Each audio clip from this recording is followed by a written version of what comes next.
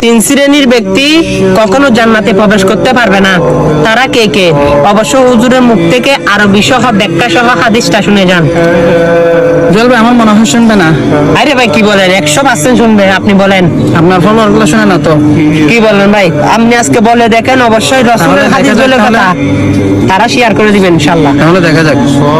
ওয়ানহু আলাইহিস সালাতু ওয়াস সালাম সালাসাতুন লা ইয়াদখুলুনাল জান্নাতা আবাদা আদ-দায়ুস ওয়ার রাজুলাতু মিনান নিসা ওয়া মুদমিনুল খামরি। হাদিসে বর্ণিত আছে তিন শ্রেণীর মানুষ কখনো জান্নাতে প্রবেশ করবে না, কোনো অবস্থাতেই না। এক নাম্বার দায়ুস।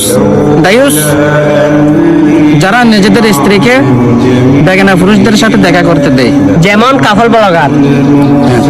দুই নাম্বার মর্দা স্ত্রী লোক।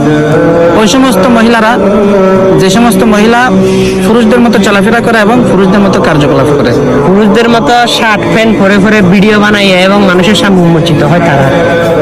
তিন নাম্বার হচ্ছে যে সমস্ত মানুষ মদ্যপানে অভ্যস্ত। মদ্যপান মানে যারা শরাব পান করে, মদ পান করে তারা আর কি। অবশ্যই হাদিসটা যদি ভালো লেগে থাকে, অবশ্যই আল্লাহর হস্তে রসুলের যদি প্রকৃত আশিক হয়ে থাকেন, তাদের কানে কানে ভিডিওটা পৌঁছে দিবেন। আপনার ইমানি দায়িত্ব। আপনার কারণে তারা শুনে কিন্তু এগুলো থেকে বিরত থাকতে পারে। আপনাকে কঠিন জাহান্নামে দেখবেন ঢুকাতে পারবে না, জান্নাতের মধ্যে আল্লাহ রাব্বুল আলামিন আপনাকে ঢুকিয়ে দিবেন। আমিন।